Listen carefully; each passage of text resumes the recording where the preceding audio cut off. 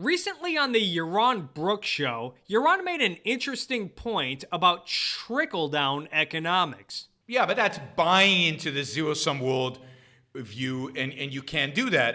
But you can't give up the idea. I never use trickle-down economics as a term because I don't think it's a useful term. But when it comes up, when the other side brings it up, then I let loose. That's when I bring up, no, this is a flood down. Yaron is absolutely right here. First, in that it's a bullshit concept because it accepts the premise that we live in a zero-sum world, which we don't. But even if we accept this premise, wealth does not trickle down. It floods down. When capitalists are allowed to be selfish, wealth flows down like Niagara fucking Falls. Let's consider just one of JP Morgan's investments in the Thomas Edison Illuminating Company. Now, it's easy today to take electricity and light bulbs for granted, but back in the 1870s, nobody believed in electricity. Everyone thought it was too dangerous. Some people thought it was witchcraft. Others thought it was only something that rich people would be able to afford. Even JP Morgan's pops was vehemently against electricity.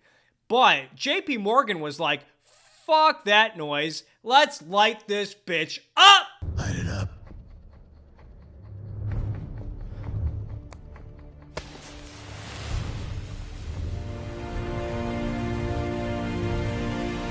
And gave Thomas Edison the cash he needed to get his company off the ground. Of course, Edison would eventually be an inspiration to another inventor, Nikola Tesla, whom Edison employed while Tesla was in Paris, eventually bringing Tesla to the United States. America!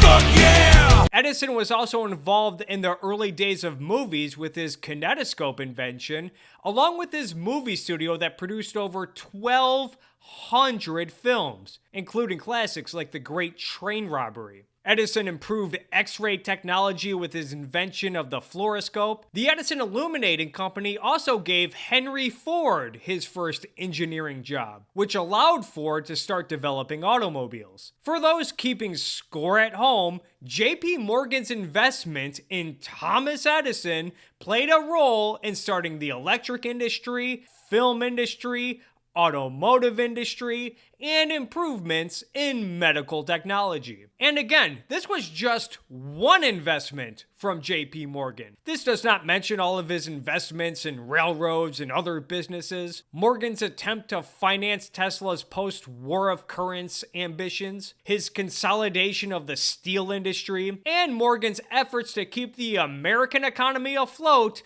during the Panic of 1896 and the Panic of 1907. That's right, eat a dick, Federal Reserve. This also does not mention other products and technologies that have been made possible by capitalists seeking big fucking returns on their investment. And sure, this one investment created a lot of wealth, a lot of jobs, and a lot of opportunities that resulted in lower and middle class Americans getting richer. But that's all besides the point because, again, it accepts the premise that we live in a zero-sum world, and it ignores the impact that these products and technologies had on the standard of living and the standard of labor that everyone still enjoys to this day. If Edison never got financed by JP Morgan, would we have ever gotten electricity or light bulbs or the war of currents or x-rays or movies? Would Nikola Tesla ever have come to America? Does Henry Ford ever get the opportunity to develop motors and gas engines and automobiles? It's impossible to tell.